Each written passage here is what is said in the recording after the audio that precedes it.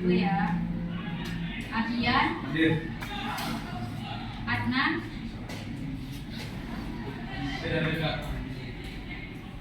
Ainal, Asraf, Balkis, Imam, Kamila,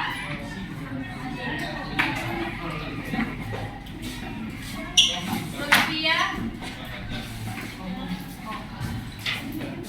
Muhammad Hasan, Meda, Muhammad Faruk, Muhammad Fayad, Muhammad Hafiz,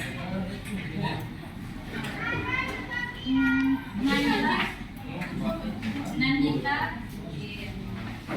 Nasya, Naila, Ria, Naziha, Daryansa, Ricky, Salsa, Sultan,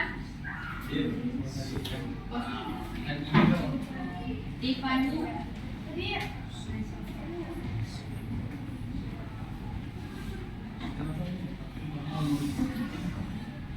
nah baik, selanjutnya kita masuk bab baru yaitu mengenai teks tanggapan kritis.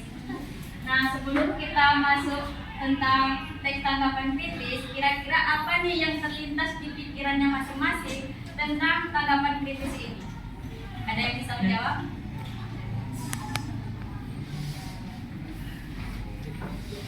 Apa? PT. Terus ya.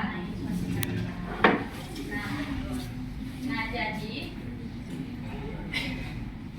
teks tanggapan adalah teks yang berisi kritikan secara objektif dan santun. Nah jadi objektif di sini adalah ketika kita memberikan kritikan atau pujian kepada suatu fenomena, kita harus kritikan yang kita berikan emang harus apa adanya, nggak boleh ditambah ataupun dikurang. Nah misalnya nih Dwi memberikan pujian ke Nandita, jadi karena Dwi sama Nandita ini berteman, jadi pujian yang diberikan Dwi kepada Nandita tuh dilebih-lebihkan gitu, nggak sesuai dengan apa yang ada.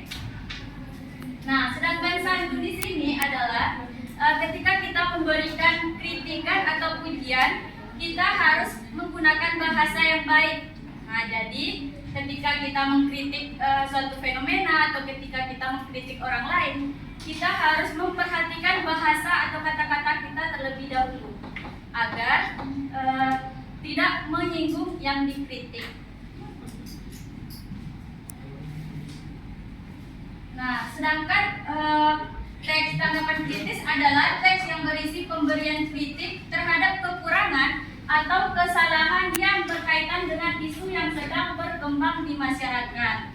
Nah, biasanya isu yang sedang berkembang di masyarakat ini berupa fenomena sosial. Nah, lanjut. Tujuan teks tanggapan kritis. Jadi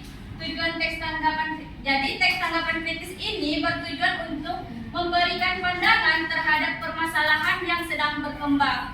Jadi ketika kita mengkritik, kita harus memberikan pandangan kita terhadap permasalahan yang sedang berkembang itu. Misalnya kita mengkritik kebijakan pemerintah, jadi kita harus memberikan pandangan kita terhadap kebijakan pemerintah tersebut. Nah, tujuan selanjutnya yaitu untuk meyakinkan pembaca terhadap kebenaran dari pendapat yang disampaikan. Nah, jadi ketika kita memberikan kritikan kepada seseorang atau terhadap fenomena sosial, kita harus meyakinkan banyak orang atau meyakinkan pembaca terhadap kebenaran yang kita sampaikan, bahwa yang kita kritik itu benar loh. Nah, paham? Sampai sini.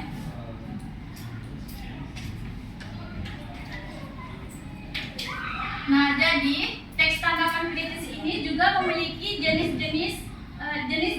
Yang pertama yaitu pujian dan yang kedua yaitu kritikan. Nah, biasanya kritikan disertai dengan saran. Nah, jadi pujian ini adalah pernyataan yang diberikan atas keunggulan seseorang atau hal tertentu. Jadi ketika seseorang itu yang menurut kita emang baik, kita pasti memberikan pujian kan?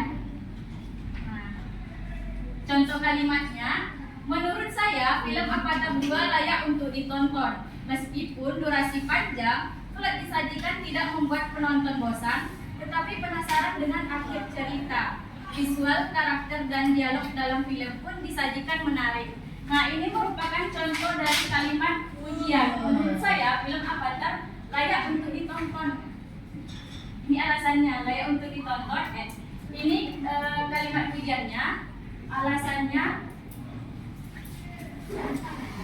meskipun durasinya panjang, plot disajikan tidak membuat penonton bosan. Nah, plot yang disajikan itu tidak membuat penonton bosan. Jadi ini alasannya mengapa dalam kalimat ini diberikan pujian.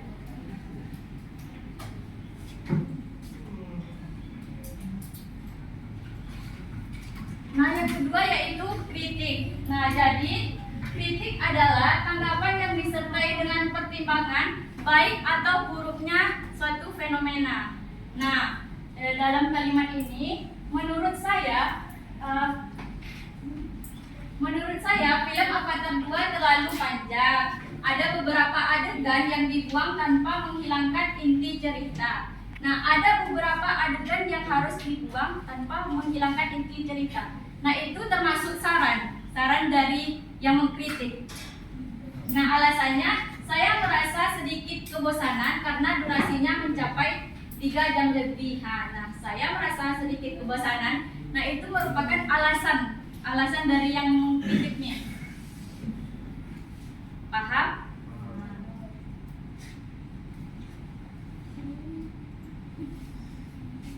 Nah, lanjut ciri-ciri teks tanggapan kritis. Nah, jadi ciri yang pertama yaitu teks berisi tanggapan terhadap fenomena. Nah, jadi dalam teks tanggapan kritis yang berisi tanggapan terhadap fenomena yang terjadi harus disertai fakta dan alasan mengapa kita memberikan kritik. Jadi ketika kita mengkritik kebijakan pemerintah nih, kita harus kritikan kita harus disertai dengan fakta dan alasan mengapa kita mengkritik kebijakan pemerintah tersebut. Dari materi kita hari ini mengenai teks tanggapan kritis. Jadi teks tanggapan kritis ini adalah teks yang berisi kritik atau saran terhadap kesalahan dan kekurangan fenomena karya. Jadi dalam kalimat kritikan kita harus menyertai alasan dan kebenaran. Jadi ketika kita mengkritik, kita harus menyertai alasannya, alasan mengapa kita mengkritik dan faktanya juga harus ada di dalam kalimat kritik kita. Nah, baik, mungkin materi kita cukup sampai di sini. Kakak akhiri dengan sebuah quotes. Tetaplah bersinar meskipun banyak yang ingin melihat kita redup. Assalamualaikum warahmatullahi wabarakatuh.